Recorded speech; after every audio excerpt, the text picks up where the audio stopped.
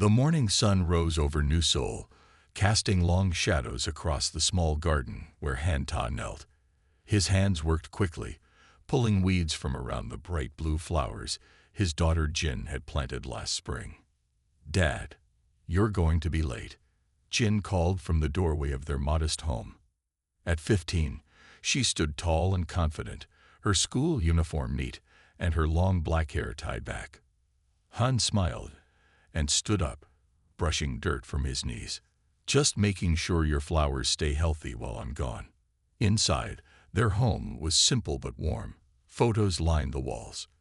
Jin as a baby, Han, and his late wife, Sue, on their wedding day, and the three of them standing proudly when they first arrived on planet Hazen 10 years ago. Jin placed a cup of steaming tea on the table.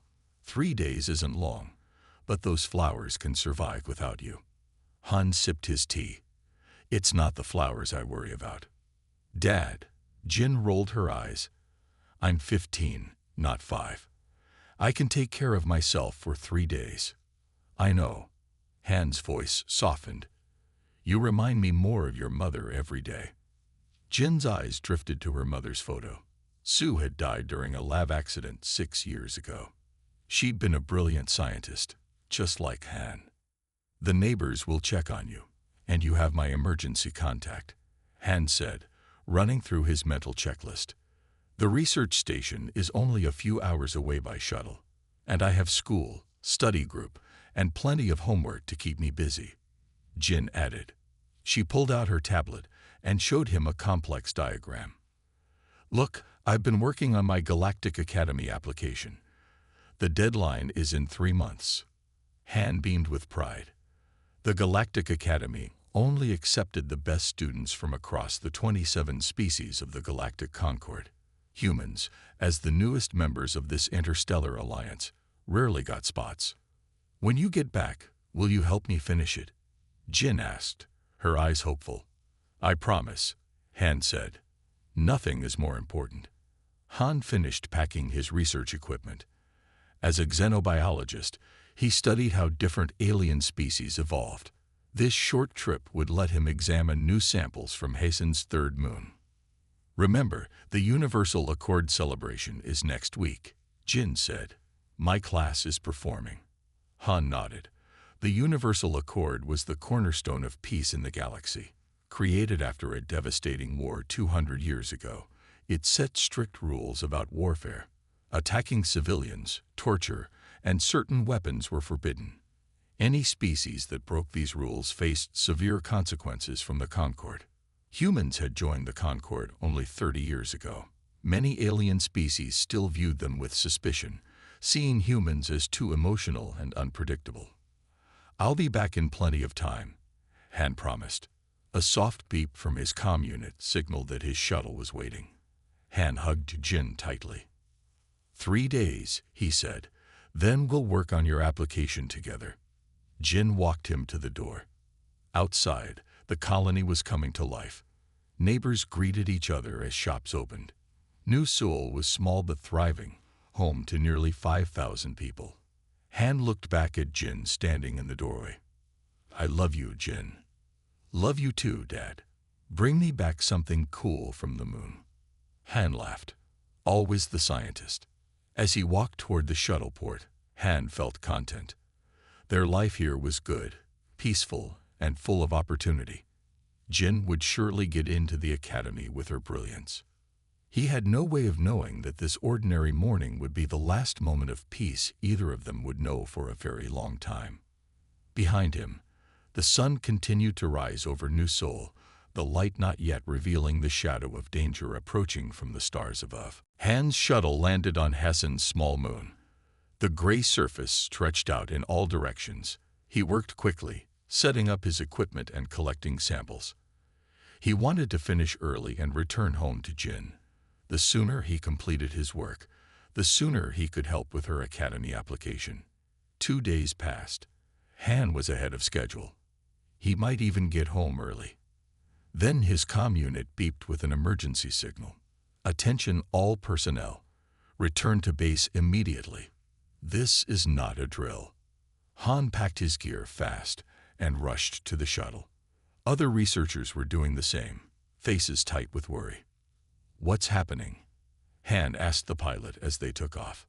The pilot's face was grim. "New Seoul is under attack." Han's heart stopped. Attack? By who? "The Concord Treaties. It's the Mach," the pilot said.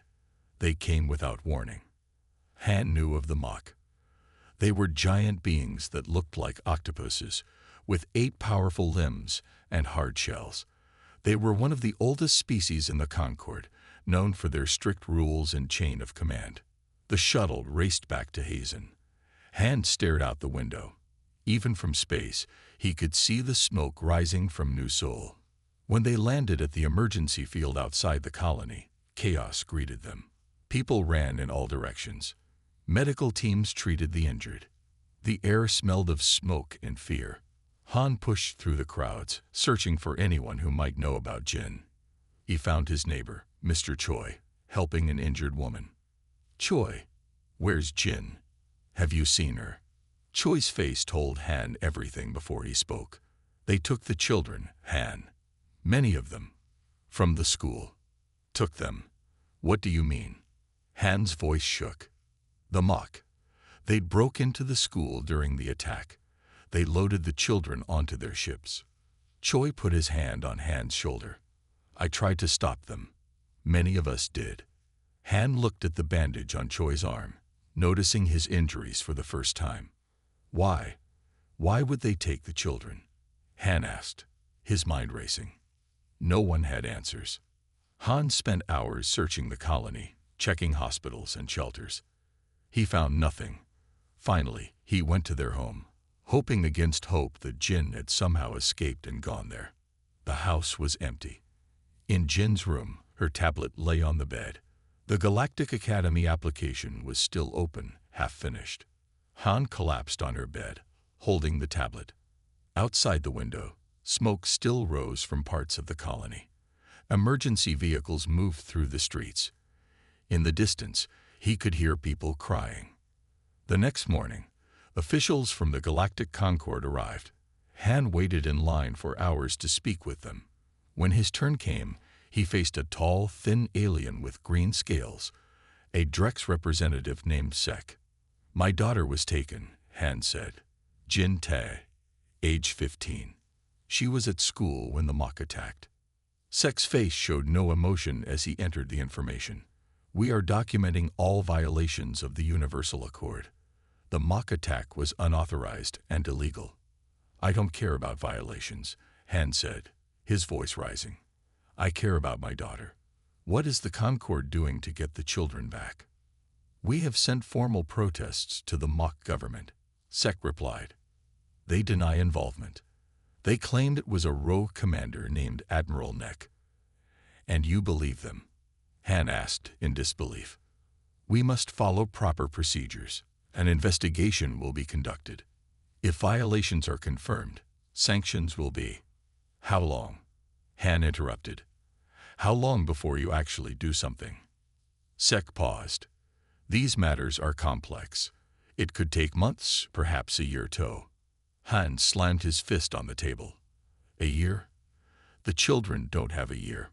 Security moved toward him, but Han was already walking away. He knew now that the Concord would not help, not in time. As he walked through the ruined streets of New Seoul, something changed in Han. The scientist who believed in rules and order began to fade. In his place, a father emerged who would stop at nothing to find his child. His promise to Jin still stood. No matter what it took, he would keep it. For 2 weeks, Han followed the rules. He filed reports. He sat in meetings. He answered the same questions over and over. Each day without Jin felt like another piece of his heart was being torn away. The Concord set up an office in what was left of New Seoul's government building. Han went there every morning and waited. Today was no different. He sat on a hard bench, watching aliens in fancy uniforms walk past. Dr. Ta, the green-scaled Drex diplomat, Sek, stood in a doorway. "Please come in." Han followed Sek into a small room. Charts and maps covered the walls. Screens showed ships moving through space. "We have news," Sek said. "The mock government has officially responded to our inquiry." Han leaned forward. "And they say Admiral Nek acted alone. They claim he attacked New Seoul without permission and took the children for his own purposes." "Do they say where he took them?" Han asked, hope rising in his chest. Sek's face fell. "No, they claim they don't know." "That's a lie," Han said. "The mock track every ship in their fleet. They know exactly where Nek went." "Perhaps," Sek admitted, "but they refuse to share that information." Han stood up and paced the small room. "So what now? More meetings? More reports?" "We will file a formal protest with the Concord High Council," Sek explained. "They will debate the evidence and that takes how long?" Han interrupted. Sek looked uncomfortable. "The council meets quarterly. The next meeting is in 3 months." 3 months. Han's voice rose. "By then, Jin and the others could be dead." "We must follow proper channels," Sek said. "The Universal Accord has rules for these situations." Han laughed bitterly. "Rules? The mock broke your precious rules when they attacked us. They broke them when they took our children. Which is why they must be held accountable." Sek insisted. "But we cannot break the same rules in response. That would make us just like them." Han slumped back in his chair. "Have you ever had children, Sek?" The Drex's scales shifted color slightly. "My species lays eggs. We do not raise our young." "Then you wouldn't understand," Han said quietly. "I promised Jin I'd help her apply to the Galactic Academy. I promised I'd be there for her." "I am sorry for your pain," Sek said, and Han thought he actually meant it. "But the Concord cannot act directly without proof. The mock are a founding member of the Concord. They have powerful allies. And humans don't," Han finished the thought. "Your species is still new to the Concord," Sek admitted. "Some members still question whether humans belong." Han stood up. "Thank you for your honesty, at least." As he turned to leave, Sek spoke again. "Dr. Ta, there are other channels, unofficial ones." Han paused. "What do you mean?" "I have heard rumors," Sek said carefully, "about a human military officer who now runs a salvage operation. Captain Kang. His ship works outside Concord space sometimes. People say he does not always follow Concord rules." "Why are you telling me this?" Han asked. Sek's scales shifted again. "Because I have reviewed the attack data. The mock targeted schools first, before power plants or government buildings. They came for your children deliberately." He paused. "The High Council may not act in time. If I had eggs." Han understood what Sek wasn't saying. "Where can I find this Captain Kang?" "The Rusty Nail. It's a trading post on the edge of Concord space." Sek handed Han a small data chip. "This will get you transport." "I was never involved in this conversation." Han pocketed the chip. "Thank you, Sek." The Drex diplomat nodded once. "The Universal Accord bans war crimes. It does not ban fathers from seeking their children." Han left the office with new purpose. The rules had failed. The system had failed. Now he would try something else. That night, Han packed a small bag. He looked around the empty house one last time, his eyes lingering on Jin's room. He picked up her academy application tablet and slipped it into his bag. "I'm coming, Jin," he whispered. "Hold on just a little longer." With that promise, Han stepped out into the night, heading for the spaceport and the Rusty Nail beyond. The Rusty Nail was not a pretty place. The space station hung in the darkness between two star systems, its metal sides dented and old. Ships of all sizes docked at its many arms, bringing traders, smugglers, and people who wanted to disappear. Han stepped off his transport and into the busy main hall. The air smelled of strange foods and engine fuel. Aliens of a dozen different species pushed past him. Some he recognized, others he had never seen before. He found a bar called the Broken Engine and went inside. The bartender, a human woman with gray hair, looked him up and down. "You're new," she said, "and you look too clean to belong here." "I'm looking for Captain Kang," Han said. "I heard he might be here." The woman's eyes narrowed. "Who's asking?" "My name is Han Ta. I'm from New Seoul Colony." At this, her face softened. "The colony that was attacked. We heard about that. Terrible business." She pointed to a table in the back corner. "That's Kang. But I should warn you, he doesn't take just any job." Han thanked her and moved to the corner table. A man sat there, his back to the wall so he could see the whole room. He had a hard face with a scar across his cheek. 3 other people sat with him. A woman cleaning a complex tool, a large man examining a map, and a thin man with quick eyes that noticed Han immediately. "Captain Kang?" Han asked. The scared man looked up. "Depends who's asking." "My name is Han Ta. I need your help." He took a breath. "The Mach attacked New Seoul Colony and took my daughter." Kang's face showed nothing. "Sorry to hear that, but I run a salvage ship, not a rescue operation." "I know what you really do," Han said. "A Concord official told me." At this, the others at the table tensed. The woman's hand moved to her side, where Han guessed she had a weapon. "Sit down," Kang said, "before my crew gets nervous." Han sat. Kang introduced the others. "This is Park, my tactical expert." The large man nodded. "Yoon handles tech." The thin man with quick eyes gave a small wave. "And Lee is my pilot." The woman studying the tool didn't look up. "You said a Concord official sent you?" Kang asked. "A Drex named Sek," Han explained. "He said you work outside Concord space sometimes." "We salvage ships and cargo," Kang said carefully. "It's all legal. I need someone who can go where the Concord won't," Han said. "I need to find my daughter Jin. She's 15. The Mach took her and many other children from our colony." "Why would the Mach take human children?" Park asked, speaking for the first time. Han pulled out a datapad. "I have a theory. Before I came here, I broke into the Concord database." He saw their surprised looks. "I'm a scientist, but I know my way around computer systems." He showed them files on the screen. "The Mach have been conducting experiments. They're studying how different species respond to fear." "Why?" Lee asked. "I think they want to use it as a weapon," Han said. "And humans are known for our strong emotions." Kang sat back. "Even if you're right, what do you expect us to do?" "Attack the Mach. They have one of the largest fleets in the Concord."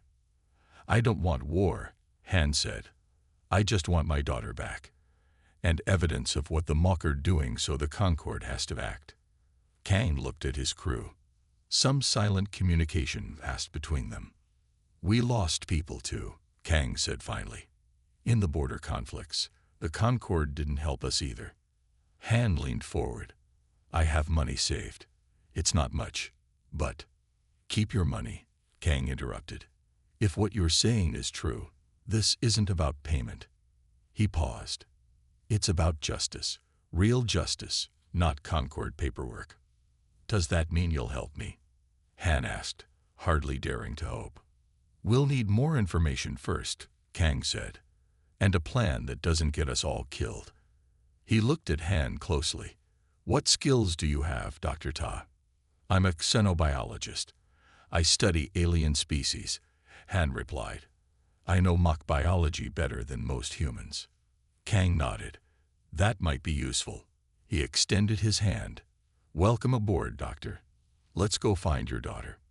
For the first time since the attack, Han felt a spark of real hope. Captain Kane's ship, the Starlight, was not large or new, but it was clean and well kept. Han's room was small, just enough space for a bed and a desk.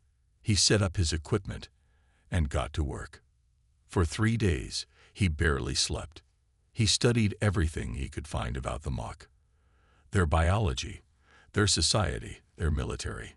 The crew gave him space, bringing food when he forgot to eat. On the 4th day, Kang called everyone to the ship's main room. They gathered around a table with screens built into its surface. "Time to share what we know," Kang said. "Han, you first." Han pulled up images of the Mach. They looked like giant octopuses with thick, armored bodies, 8 powerful limbs extended from their central mass. Their skin was dark blue, almost black. "The Mach evolved in deep ocean trenches," Han explained. "Even though they now live in air, their biology still shows their ocean past." He pointed to parts of their anatomy. "They have 3 hearts and breathe through slits on their sides. Their eyes are very sensitive to bright light because they evolved in darkness." "Can we use that?" Park asked. "Yes," Han nodded. "They also communicate in 2 ways. They can speak like we do, but they also use color changes in their skin to show rank and emotion. It's automatic. They can't control it." Lee looked interested. "So they can't lie to each other?" "Not easily," Han confirmed. "That's why their society is so structured. Everyone knows their place. Orders are never questioned." "What about their weaknesses?" Kang asked. Han switched to a different image. "Their armor is strong, but the breathing slits are vulnerable, and they need to keep their skin moist. In dry air, they become slow and confused." Yoon, who had been quiet, spoke up. "I found something too." He brought up a map of Mach space. "According to shipping records, there's been unusual activity around this planet." He pointed to a small world near the edge of Mach territory. "Mach Prime," Han read. "That's their home world." "Yes, but look at this area." Yoon zoomed in. "This is a research facility. Security has doubled in the last month, right after the attack on New Seoul." "You think that's where they took the children?" Kang asked. Yoon nodded. "The facility has been ordering unusual supplies, medical equipment, monitoring systems, and sound-dampening materials." Han felt sick. Sound dampening, so no one can hear screams. A heavy silence fell over the room. "Getting to Mach Prime won't be easy," Park said finally. "Their home system is heavily guarded." "Not all approaches," Lee pointed out. She brought up a different map. "There's a stellar nursery here, a place where new stars are forming. The radiation interferes with sensors. Ships avoid it because navigation is dangerous." "But you could fly through it?" Kang asked. Lee smiled. "I didn't win the border run 3 years in a row by taking safe routes." "So we have a way in," Kang summarized. "But what do we do when we get there? We can't fight an entire planet." Han brought up something new on the screen. "We don't fight. We use this." The screen showed a chemical formula. "What is that?" Park asked. "A compound that affects Mach biology," Han explained. "It won't harm them permanently, but it disrupts their color communication. It makes them unable to show rank. And in their strict hierarchy," Kang began. "Chaos," Han finished. "Complete confusion. No one will know who to obey." "How do we deliver it?" Lee asked. "They're environmental systems," Han said. "The whole facility shares the same air and water supply." Kang looked impressed. "You've been busy." "I have a daughter to save," Han said simply. "What about evidence?" Yoon asked. "We need proof for the Concord." "I've modified this." Han held up a small device. "It will copy the research data. If we can get it to a main terminal, it will extract everything." Kang stood up. "So we have a plan. Get in through the stellar nursery. Release Han's compound into their systems. Find the children and get them out. Collect evidence of what the Mach are doing. And if we run into guards?" Park asked. "Non-lethal methods only," Han insisted. "If we kill Mach, we're no better than they are. We follow the universal accord, even if they don't." Kang nodded slowly. "Agreed. We do this right." He looked at each person around the table. Everyone clear on the mission? They all nodded. "Then let's prepare. We leave in 12 hours. As the others left to get ready, Han stayed behind, looking at the map of Mach Prime. Somewhere on that planet was Jin. He touched her Academy application tablet, which he kept with him always. "I'm coming," he whispered. "Hold on, Jin. Dad's coming." The Starlight moved silently through space, its engines running as quietly as possible. On the bridge, Lee guided the ship with careful hands. Beside her, Kang watched the radar for any signs of mock patrols. "We're approaching the stellar nursery," Lee announced. "Everyone should strap in. It's going to get rough." Han fastened his safety harness. Through the front window, he could see the vast cloud of gas and dust where new stars were being born. Flashes of energy sparked through the cloud like lightning. "Are you sure we can make it through that?" Han asked. Lee smiled. "No, but it's our best chance." The ship entered the cloud. Immediately, the ride became bumpy. The Starlight shook as energy waves hit it from all sides. Alarms began to sound. "Radiation levels rising," Yoon reported from his station. "Shields holding at 80%. Heat levels in the engine room climbing." Park added, "We can't stay in here long." Han gripped his seat tightly. He had never been in anything like this before. His stomach turned with each sudden drop and turn, but he kept his eyes open, focusing on the image of Jin he carried in his mind. For 2 hours, they pushed through the stellar nursery. Twice, they had to stop to let the ship's systems cool down. Once, a burst of energy nearly disabled their main engine. But finally, Lee called out the words Han had been waiting to hear. "We're through. Mach Prime dead ahead." The ship emerged from the cloud. Before them was a blue-green planet surrounded by ships and stations, the Mach home world. "Scan for defense systems," Kang ordered. Yoon worked his controls. "Most of their sensors are facing away from the nursery. They don't expect anyone to come from this direction." "Good. What about the research facility?" Yoon brought up a map on the main screen. "Southern Hemisphere, near an ocean. There's a small landing pad about 2 miles away in a forested area. If we come in low over the water, we might avoid detection." "Do it," Kang said. "Han, Park, get your equipment ready. We land in 30 minutes." Han went to his room and checked his gear. He had a small pack with the chemical compound he had created. He also carried a stun device that would temporarily disable a Mach without causing permanent harm. Around his neck hung Jin's Academy application on its tablet. Park appeared at his door. "Ready?" Han nodded. "As I'll ever be." "First combat mission?" Park asked. "I'm a scientist, not a soldier," Han admitted. "Stay close to me," Park said. "Follow my lead. Remember the plan." The plan was simple, at least in theory. They would enter the facility through a maintenance tunnel that Yoon had found on the building plans. Han would release his compound into the air system. When the Mach began to get confused, Park would lead them to the section where they believed the children were being held. Yoon would copy the research data. Then they would all get out and back to the ship where Lee would be waiting with engines running. Simple, except that they were 4 humans about to infiltrate a heavily guarded Mach facility on the Mach homeworld. Han checked Jin's tablet one more time. The half-finished Academy application glowed on the screen. He remembered his promise to help her complete it. "I'm keeping that promise," he whispered. The ship began to descend towards Mach Prime. Han felt the change in gravity as they entered the atmosphere.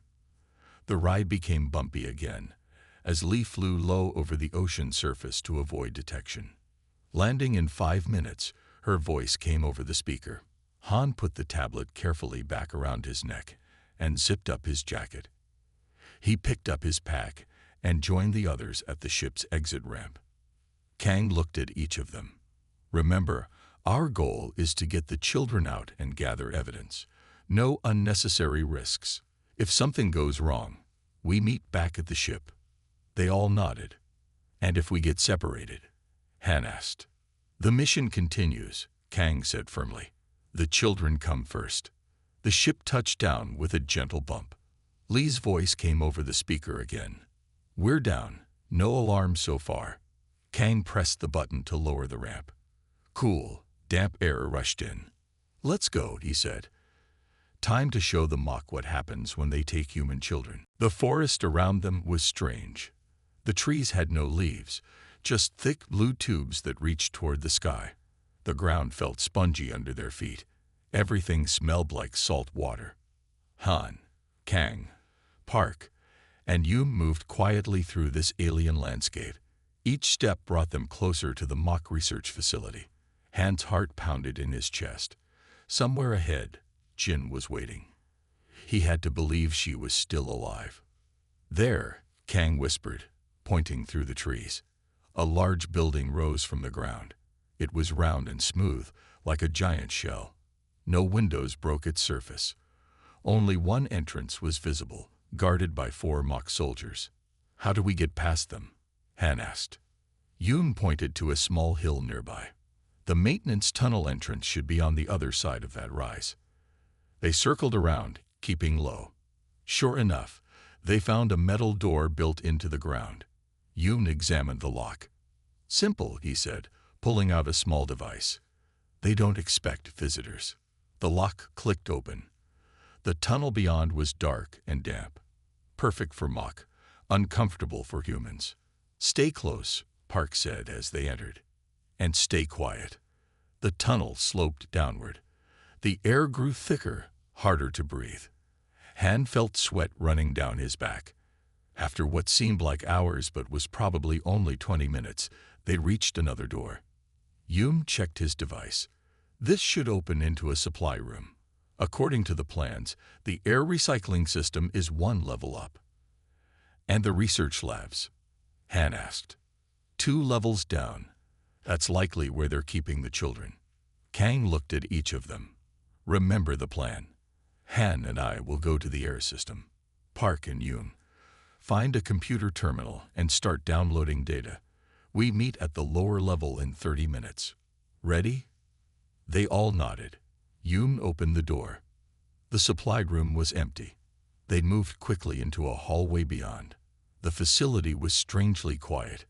They saw few mock, and those they did see moved with purpose, not looking around. Han and Kang took a lift tube up 1 level. The air system control room was exactly where the plans showed it would be. 2 mock technicians worked inside. Wait here, Kang whispered. He took out a small device and slid it across the floor into the room.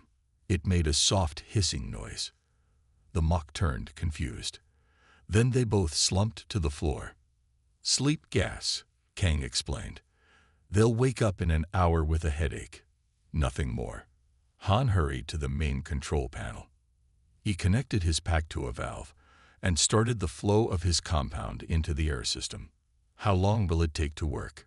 Kang asked. 10 minutes, Han said. Maybe 15. They left the control room and took the lift tube down 2 levels. As they descended, Han noticed a change. Mock were moving faster, their skin flashing with confused colors. Some bumped into each other, uncertain of who should give way. It's working, Han said. The lift stopped. The doors opened onto chaos. Mock were rushing in all directions. None seemed to know who was in charge. Some were making strange noises, their skin rapidly changing colors.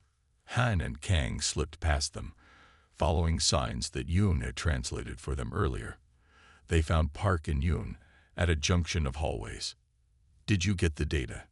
Kang asked. Yoon held up a small device. Everything. And it's worse than we thought. His face was grim. They're not just studying fear, they're trying to weaponize it. What do you mean? Han asked. They want to create a fear toxin that can disable enemy soldiers, Yoon explained. They're testing it on the children because human emotions are stronger than most species. Han felt cold rage building inside him. Where are they keeping them? Park pointed down a hallway. That way. But there's a problem. There are at least 20 guards, even with the confusion from your compound. We need a distraction, Kang said. Just then, alarms began to sound. A voice spoke in the mock language over speakers. What's happening? Han asked. They're calling for battle stations, Park translated. They think they're under attack. But they're not, Kang said, confused. The compound, Han realized. It's making them paranoid. They're seeing threats that aren't there. Perfect timing, Kang said. Let's go while they're confused. They ran down the hallway toward where the children were being held. Ahead, a large door was guarded by mock soldiers who seemed less affected by the compound than the others. The guards must have specialized training, Park said. They're still functioning. Han looked around desperately. They were so close. Jin was just beyond that door. Then he noticed a control panel on the wall. The lights, he said. Mock are sensitive to bright light. Yoon understood immediately. He rushed to the panel and overrode the controls. Suddenly, the hallway blazed with light far brighter than before. The mock guards cried out, covering their eyes with their tentacles. This was their chance. The team rushed forward, stunning the disoriented guards with quick bursts from their non-lethal weapons. Han reached the door first. His hand shook as he pressed the opening mechanism. The door slid open. The door opened to reveal a large room filled with small glass cells. In each cell was a human child. Some sat motionless, staring at nothing. Others rocked back and forth. All looked thin and pale. Jin, Han called out, scanning the cells desperately. Jin, where are you? A small voice answered from the far end of the room. Dad, is that you? Han ran toward the voice. There in the last cell was Jin. Her face was thinner than he remembered. Her eyes held a look he had never seen before, but she was alive. Jin, I'm here. I'm going to get you out. Han examined the cell door. It had a complex lock. Yoon, I need help, he called. Yoon rushed over and went to work on the lock. These are designed to keep the test subjects in even if power fails, he said. Clever but not impossible. While Yoon worked, Han pressed his hand against the glass. Jin did the same from her side. You came for me, she said, her voice breaking. I knew you would. I promised, didn't I? Han said, fighting back tears. We always finish what we start. Like my academy application, Jin said with a small smile. Exactly. And we're going to finish it together. The lock clicked, and the door slid open. Jin rushed into Han's arms. He held her tight, feeling how thin she had become, how she trembled against him. We need to free the others, Jin said, pulling back. There are 43 of us. Kang and Park were already working on the other cells. One by one, children were being released. Some cried. Some seemed too shocked to react. Yu moved from lock to lock, opening them as quickly as he could. What did they do to you? Han asked Jin quietly. Her eyes darkened. They tested our fears, made us watch terrible things. Sometimes they put us in rooms that felt like they were filling with water, or rooms that seemed to have no air. She shuddered. They wanted to see what scared us the most. Han felt rage building inside him like he had never known before. He wanted to find the mock responsible and make them suffer as these children had suffered. His hands clenched into fists. Jin touched his arm. Dad, we need to go. Now. Han took a deep breath. Jin was right. Revenge would not help these children. Getting them to safety was what mattered. Everyone stay together, Kang called to the freed children. We're going to get you home. Suddenly, the door at the other end of the room opened. A large mock entered, flanked by 6 guards. This mock wore elaborate decorations on his shell, marking him as high-ranking. Admiral Neck, Park whispered. The mock admiral's skin flashed with angry colors. Humans, he said in a deep, gurgling voice. How predictable. Always rushing to save your young, even at the cost of your own lives. You violated the Universal Accord, Han said, stepping forward. You attacked civilians. You took children. The Accord is a chain that holds back progress, Neck replied. My research will give the mock power beyond any species in the Concord. Your government claims you acted alone, Kang said. That they knew nothing of this. Neck made a sound like dark laughter. My government approved everything, as did certain members of the Concord High Council. This revelation shocked Han. The Concord knew. They allowed this. Some species fear humanity's emotional nature, Neck explained. They see it as a threat. They were happy to support research that might control it. Han felt sick. The very organization meant to protect peace had betrayed them. It doesn't matter now, Neck said. None of you will leave this facility alive. The guards moved forward. Han pushed Jin behind him. Park and Kang raised their weapons. But before anyone could act, a new alarm sounded. The lights flickered. The compound Han had released was affecting the facility's systems now. In the confusion, Yoon acted. He pulled out a small device and pressed a button. Suddenly, all the screens in the room lit up with images, recordings of what had been done to the children. "What are you doing?" Neck demanded. "Broadcasting your research to every Concord channel," Yoon said. "The whole galaxy is seeing what you've done. Right now." Neck's skin paled to a sickly gray. For the first time, he seemed afraid. Han stepped forward, face to face with the being who had caused so much suffering. "You wanted to study human fear," Han said quietly. "You should have studied human love instead. Because there is nothing more dangerous in the universe than a human protecting those they love." Admiral Neck's guards hesitated, unsure what to do. Their commander's skin flashed confused colors in the bright light. All around them, screens showed the terrible experiments to the entire Concord. "Your career is over, Admiral," Kang said. "Your government can't deny their involvement now." Neck made a sudden movement toward Han. Park fired his stun weapon, and the Admiral fell to the floor, his limbs twitching. "We need to move," Kang ordered. "The broadcast will bring the Concord, but mock forces will respond first." Han turned to the children. "Stay together. Follow us. We're going home." The group moved quickly through the facility. The mock they passed were in complete confusion, their hierarchy broken by Han's compound. No one tried to stop them. When they reached the surface, the sky was filled with lights. Ships were descending toward the facility. "Mock security forces," Park said, looking at his scanner. "They'll be here in minutes." "This way," Kang said, leading them toward the forest where the starlight waited. They ran as fast as the weakest children could manage. Jin helped a small boy who could barely walk. Han carried a young girl who had collapsed from exhaustion. Behind them, alarms sounded from the facility. "We're not going to make it," Park said, looking back at the approaching lights. Then, a new sound filled the air. The roar of engines, but not mock engines. Human engines. A large ship appeared overhead, the Concord symbol on its side. A voice boomed from speakers. "This is Concord Enforcement Vessel Justitia. Hold your position." Smaller ships landed around them. Doors opened, and armed figures emerged, not mock, but Drex. The reptilian aliens moved with military precision. One Drex stepped forward, and Han recognized him. "Sec." The Drex diplomat nodded. "Dr. Ta, we received your broadcast." The evidence was compelling. "You came to arrest us," Han said, understanding. "No," Sec replied.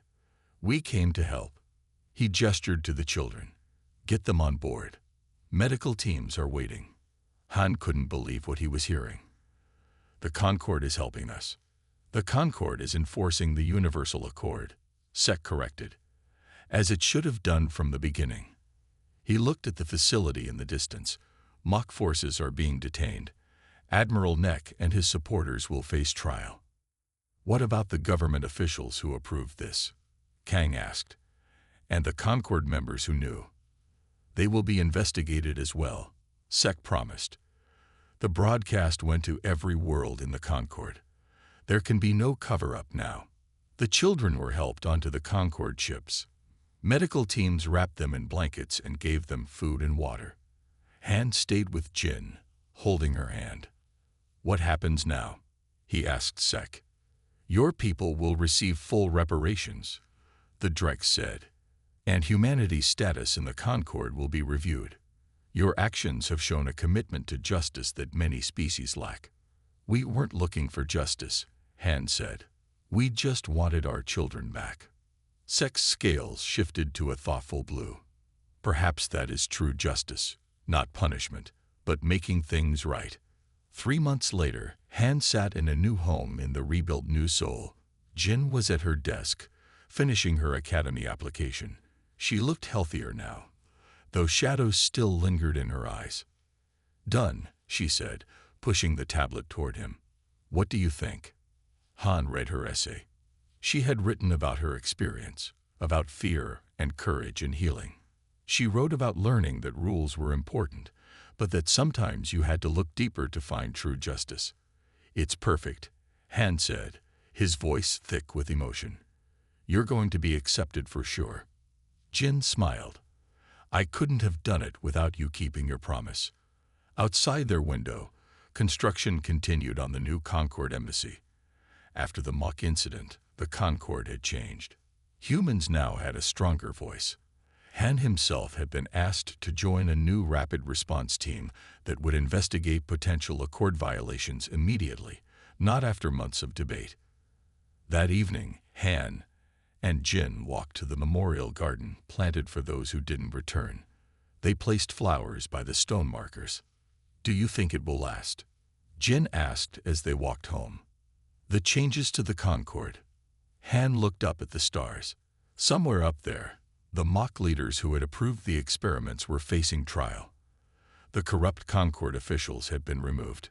It wasn't perfect justice, but it was a start. I think it will, he said, because now they understand something important. What's that? Han put his arm around his daughter's shoulders. That the Universal Accord isn't just about banning war crimes. It's about protecting each other. And there's nothing in the universe stronger than a father's love. Jin leaned against him as they walked home under the peaceful stars. The end.